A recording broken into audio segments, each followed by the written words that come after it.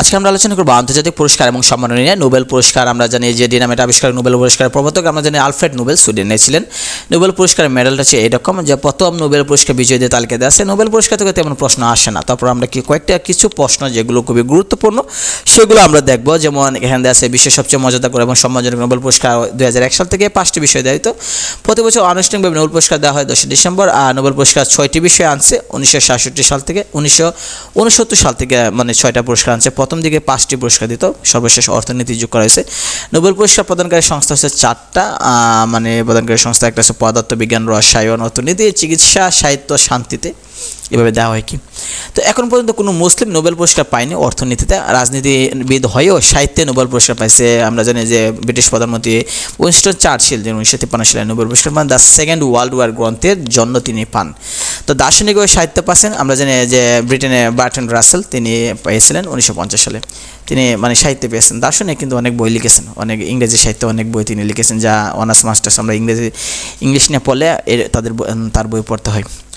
বিশ্বের প্রথম মুসলমান নোবেল বিজয়ী ব্যক্তি হচ্ছে মিশরের আনোয়ার সাদাত, 1978 সালে শান্তিতে পাইছে। সবচেয়ে বেশি বয়সী নোবেল পুরস্কার পাচ্ছে যুক্তরাষ্ট্রের জন বি গুডেনফ, 2019 সালে 97 বছর বয়সে রসায়নে পেয়েছেন। এ পর্যন্ত মরণোত্তর নোবেল পুরস্কার দিয়েছে 3জনকে।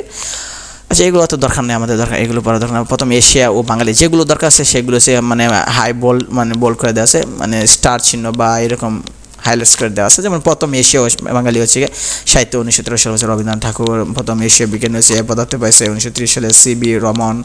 কৃত্রিম জিন আবিষ্কার চিকিৎসা হচ্ছে এসিজি খুরানা। প্রথম এশীয় নারী হচ্ছে শান্তি মাদার তেরেসা হয়েছে। প্রথম এশীয় মুসলিম হচ্ছে পদার্থ আব্দুল সালাম। জ্যোতির্বিদ্যা এবং পদার্থবিজ্ঞান পাইছেন তিনি চন্দ্রশেখর ভারতে। আর অমর্ত্য সেন অর্থনীতিতে। আর ডক্টর মোহাম্মদ ইউনূস 2006 সালে শান্তিতে বাংলাদেশ হিসেবে। রসায়নে প্রথম পেয়েছেন রামকৃষ্ণ ভারতের, ভেঙ্কটরামন রামকৃষ্ণ।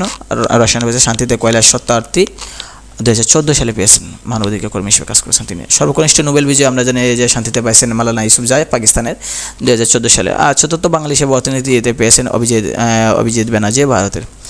নোবেল পুরস্কার প্রত্যাখ্যানকারী আছে। এশিয়া হতে শান্তিতে নোবেল পুরস্কার পেয়েও প্রত্যাখ্যান করেন লি ডাকথু এবং হেনরি কিসিঞ্জার যৌথভাবে 1973 সালে প্যারিস শান্তি সমঝোতার জন্য নোবেল পুরস্কার পেয়েছিলেন, কিন্তু বাদ করে তিনি প্রত্যাখ্যান করে দিয়েছেন। সাহিত্যে নোবেল পুরস্কার প্রত্যাখ্যান করেছে 2জন, রাশিয়ার বরিস আর ফ্রান্সিস জে পল সার্ত্রে। স্বেচ্ছায় নোবেল পুরস্কার প্রদান। আচ্ছা, এগুলো দরকার নেই, এগুলো আমাদের নোবেল পুরস্কার বিজয়ী পিতা এবং পুত্র দম্পতি। আমরা যদি খেয়াল করে দেখি যে নোবেল পুরস্কার বিজয়ী পিতা পুত্র উইলিয়াম ব্রাগ এবং লস, আচ্ছা এগুলো দেখানো।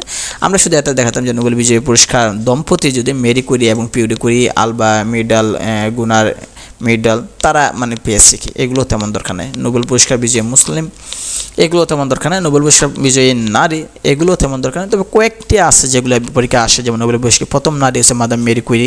প্রথমটা আমাদের লাগতে পারে। তিনি কিন্তু 2003 সালে পদার্থ পেয়েছে, আবার 2011 সালে কিন্তু তিনি রসায়ন পেয়েছে। তিনি 2বার পাইছেন। কিন্তু সাহিত্যে নোবেল বিজয়ী বিজয়ী প্রথম নারী মুসলিম, যে প্রথম সাহিত্যে নোবেল বিজয়ী প্রথম নারী সুইডেনের সালমা লাগেরলফ 1909 সালে। শান্তিতে নোবেল পুরস্কার বিজয়ী প্রথম নারী অস্ট্রিয়ার বার্তা বন সুটনার তিনি পেয়েছেন। চিকিৎসা শাস্ত্রে নোবেল পুরস্কার বিজয়ী প্রথম হচ্ছে মার্কিন গার্টি করি। অর্থনীতি নোবেল বিজয়ী প্রথম নারী হচ্ছে যুক্তরাষ্ট্রের এলিনোর অস্ট্রম। আচ্ছা, এগুলো অতটা ইম্পর্টেন্ট না, 2বার নোবেল পুরস্কার আছে, এটা লাগবে না। নোবেল পুরস্কার মধ্যে প্রথম এশীয় যেটা এটা আমাদের লাগবে, বিভিন্ন পরীক্ষা আসেন যে প্রথম এশীয় পাইছে রবীন্দ্রনাথ ঠাকুর, এটা লাগে গীতাঞ্জলির জন্য। আর শান্তিতে পাইছে ভিয়েতনামের লি ডাকথু। ধর্মীয় গুরু তিব্বতের লামা তেনজিং, তিনি পাইছেন। এশিয়া মহাদেশে অর্থনীতিতে প্রথম নোবেল পাইছেন অমর্ত্য সেন, এটাও দরকার। এশিয়া মহাদেশ থেকে রসায়নে প্রথম পেয়েছেন জাপানের কেনিচি ফুকুই। এশিয়া মহাদেশে তথা দক্ষিণ এশিয়া থেকে পদার্থ পেয়েছেন ভারতের সিবি রহমান। এশিয়া থেকে চিকিৎসা শাস্ত্রে পেয়েছে হরগোবিন্দ খুরানা। তো আমরা যদি অস্কার থেকে তেমন আমাদের পরীক্ষা হলে আসে না। পুলিৎজার পুরস্কার থেকেও আমাদের তেমন পরীক্ষা আসে না, এগুলো দরকার নেই। ম্যাক্সাস পুরস্কার, এগুলো বুকার পুরস্কার, এগুলো তো আমাদের পুরস্কার নয়, বা আমাদের এগুলো তেমন দরকার নেই। ম্যান বুকা ইন্টারন্যাশনাল পুরস্কার, আবেল পুরস্কার, প্রীতিস্কার পুরস্কার, সার্ক সাহিত্য পুরস্কার, এগুলো কান চলচ্চিত্র পুরস্কার, এগুলো লাগে না। সিডনি পুরস্কার, এগুলো দরকার নেই। বিবিধ পুরস্কার এগুলো দেওয়া আছে। তো দেখা যায় বিশেষ সব বিভিন্ন পরীক্ষা এখান থেকে আসে প্রশ্ন, তবে আমাদের এত বেশি দরকার নেই। যেগুলো দরকার লাগবে সেগুলো আমরা পড়বো। ঢাকা বিশ্ববিদ্যালয় ভর্তি পরীক্ষা আসছে, জাহাঙ্গীরনগর বিশ্ববিদ্যালয় পরীক্ষা আসছে, রাজশাহী তো আসে, প্রশ্ন দেওয়া আসে না তা না, কিন্তু আমি বললাম যে এতগুলো দরকার নেই, বেশি দরকার এরকম নয়। যে যতগুলো দরকার বা যেগুলো ইম্পর্টেন্ট সেগুলো আমরা পড়বো, এর বেশি আমাদের এখান থেকে আশা করা দরকার নেই, কারণ এদের পরিধি অনেক।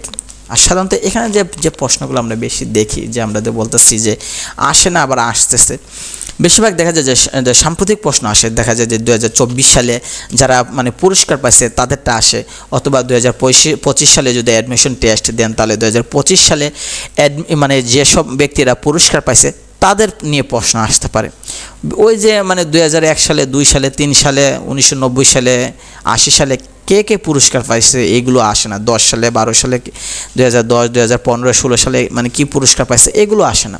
প্রথম কে পাইছে এইটা লাগবে, যেমন সাহিত্যে প্রথম, সাহিত্যে মুসলিম প্রথম, শান্তিতে প্রথম, শান্তিতে এশিয়াতে প্রথম, শান্তিতে মুসলিম প্রথম, এগুলো লাগে। আর বাকিগুলো দরকার নেই। আর দেখা যায় যে সাম্প্রতিক যে 2024 সালে যারা পুরস্কার পাইছে, নোবেল পুরস্কার বা অন্যান্য বুকার পুরস্কার বা যেটাই বলি, অথবা কান পুরস্কার, অথবা 2025 সালে যারা পাইব বা পাইছে বা তাদেরকে আমরা মানে শিখবো দেখার জন্য, কারণ এগুলো থেকেই বেশি আসে, অর্থাৎ অন্যগুলো আসে না। এই যে আপনি এখানে খেয়াল করে দেখেন, এই প্রশ্নটা আপনারা খেয়াল করে দেখেন যে একাডেমি অ্যাওয়ার্ডস 2023 এ বিজয়ী শ্রেষ্ঠ চলচ্চিত্র হলো কোনটা। এটা কিন্তু 2023 সালে পাইছে যেটা মানে যে ব্যক্তি বা যে প্রতিষ্ঠান পাইছে সেটা। আর এটা কিন্তু 2023 সালে কিন্তু মানে পরীক্ষাটা হয়েছে 2023 সালে, মানে ঢাকা বিশ্ববিদ্যালয় বি ইউনিট 22-23 শিক্ষাবর্ষ, মানে কি পরীক্ষাটা 23 সালে হয়েছে। যাই হোক, তো আমরা নেক্সট আলোচনা করব, অ্যাক্রোনিমস নিয়ে আমরা আলোচনা করব।